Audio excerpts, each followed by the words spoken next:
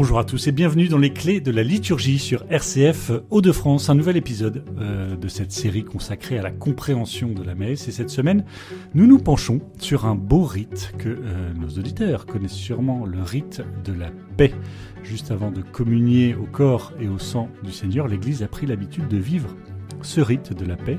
Alors pourquoi est-ce que c'est important pour l'Église et pourquoi à ce moment précis de la messe? Autant de questions que nous allons poser au Père Charles-Marie Rigaille qui, comme chaque semaine, nous accompagne. Père Charles-Marie Rigaille, bonjour. Bonjour Arnaud. Alors le rite de la paix à la messe, en quoi ce rite est un rite important? Alors c'est un rite important parce que la paix c'est le signe de la présence du Christ ressuscité. Lorsque Jésus apparaît à ses disciples après la résurrection, première parole, la paix soit avec vous. C'est comme ça que Jésus se présente. Et donc là, le Seigneur va venir jusqu'à nous, mais il est important que ça soit marqué par cette paix qui fait l'unité entre nous. Vous voyez, d'unifier son cœur, de pouvoir avoir la paix, le considérer comme le grand don de Dieu par excellence, et du coup de se mettre en paix, de faire la paix avant de recevoir le Seigneur. C'est un moment où nos auditeurs l'identifient, où l'on se tourne vers notre voisin. Comment est-ce qu'il se déroule? Est-ce qu'il y a normalement un déroulement officiel pour ce rite de la paix? Alors il y a une invitation qui est dite par le diacre et par le prêtre s'il n'y a pas de diacre. Dans la charité du Christ, donnez-vous la paix, que vous avez l'habitude d'entendre, probablement ceux qui participent à la liturgie. La plupart du temps, c'est une parole qui n'est pas obligatoire, c'est-à-dire que on peut ne pas la dire. C'est encouragé, notamment le dimanche. En semaine, on prend moins le temps de le faire. Et après cette parole d'encouragement de la part du diacre, les fidèles qui sont là, qui sont présents, sont encouragés à se donner un signe de paix. Alors le Covid a un peu transformé les choses puisque avant le Covid on se donnait la main en général. Aujourd'hui on a pris l'habitude de se faire plutôt un jeu de regard ou autre chose. Ça reviendra sûrement. C'est en train de revenir d'ailleurs. Oui, c'est en train de revenir effectivement. Et c'est pas plus mal. Et alors c'est très étonnant ce geste de paix parce que vous avez ceux qui trouvent ça hyper important, qui sont très contents et qui au contraire ça fait une respiration dans la célébration et qui au contraire trouvent que c'est le moment. On dit un mot à son voisin, on le regarde, voilà.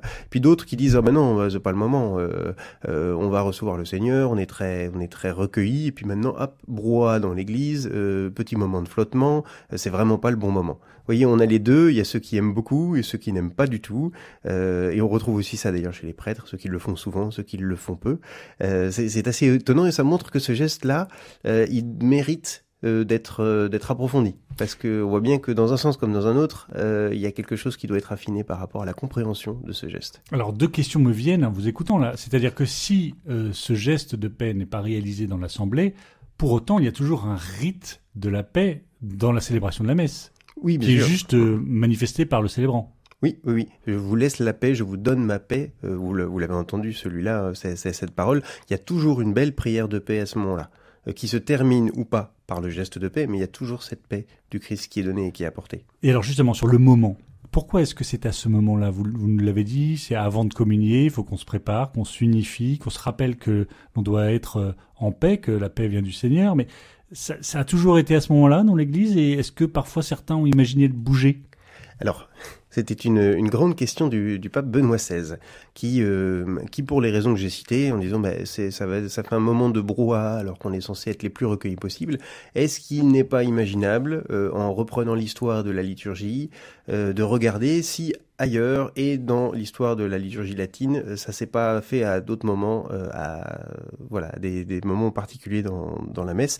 Et Benoît XVI avait très très clairement en tête une autre liturgie qui est proche de la nôtre, qui s'appelle la liturgie ambrosienne dans le diocèse de Milan, où là le rite de paix est fait au moment de la quête. Pour vous donner rapidement le moment, c'est-à-dire que ils vivent pleinement quand tu vas présenter ton offrande à l'autel, rappelle-toi que si tu as quelque chose contre ton frère, réconcilie-toi d'abord avec lui. Ah oui, voilà. L'associe, comme seul l'est dans l'Évangile.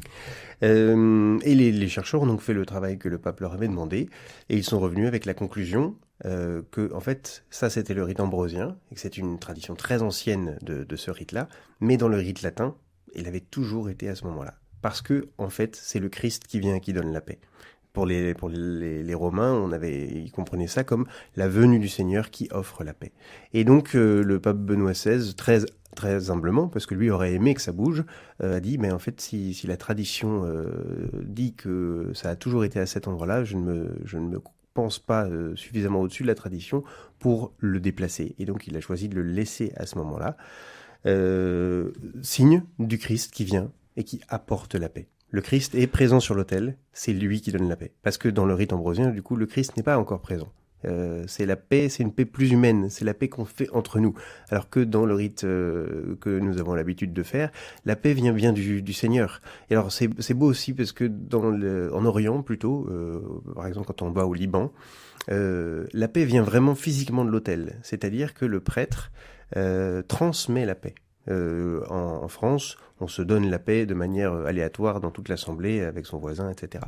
En Orient, le prêtre va donner la paix à son voisin, qui la transmet ensuite, Un peu comme la lumière. Exactement. Oui. On la transmet dans toute l'assemblée et on la donne qu'à une personne ou à deux, mais avec un geste des mains assez beau où on prend la main de l'autre comme ça, en le prenant entre ses mains et on le transmet à l'autre. Et ce qui est aussi assez signifiant, parce qu'on voit bien que cette paix, du coup, elle vient de l'autel, elle vient du Christ. Et c'est ce que nous, on a essayé de garder, et c'est pour ça que c'est à ce moment-là. C'est pour ça aussi que c'est un rite central. Et que le supprimer sous prétexte que ça fait du brouhaha, ce serait pas une bonne chose, même si l'objectif, évidemment, c'est de faire en sorte que ce soit pas le moment de donner des nouvelles de son chien qui va mieux, ou voilà. Le rite de la paix, c'est vraiment je te transmets les yeux dans les yeux la paix du Christ, et je le donne pas à mon cousin parce qu'il est proche, ou parce que je l'ai vu arriver au fond de l'église, je le donne à mon voisin, parce que c'est le cadeau que j'ai à faire, c'est pas quelque chose que je donne à ceux que j'aime bien, c'est vraiment celui que je donne à mon frère qui est à mes côtés. À ce sujet, je voudrais citer, en préparant l'émission, j'ai trouvé ce petit texte de Saint Cyril de Jérusalem, excusez-moi, qui justement commente ce moment de la paix dans une catéchèse. Et il dit, en parlant du baiser de paix, ne pense pas que ce baiser soit du même genre que ceux qu'échangent sur place des amis ordinaires. Certes non, ce baiser n'est pas de ce genre. Il lie les âmes d'une mutuelle amitié. Il sollicite l'oubli de toute offense. Ce baiser signifie donc que les âmes se fondent ensemble et bannissent tout ressentiment. Et donc on sent bien que dès le début, Saint Cyril de Jérusalem, je n'ai pas le siècle, mais ça doit être dans les premiers temps de l'Église, 4e siècle. Dès le début, on avait insisté sur l'importance de vivre ce moment, pas comme juste je t'aime bien, je te fais coucou, quoi. Oui, et de la même manière, ça ne signifie pas qu'il y a une absence de conflit. C'est pas une vision irénique de la vie chrétienne où il y a aucun conflit, tout se passe bien, etc. Pas du tout, au contraire. C'est pas une absence de conflit, c'est un don de Dieu, cette paix. Le Seigneur nous donne sa paix, et s'il nous la donne, c'est probablement d'ailleurs qu'on en a besoin. Et donc qu'on n'est pas tout à fait en paix. Et effectivement, dans les communautés, dans les paroisses, un peu partout dans le monde, dans notre cœur, on a besoin de cette paix. Le Seigneur est venu l'apporter. Aujourd'hui encore plus peut-être qu'à d'autres moments. On sait que la guerre est aux portes de l'Europe.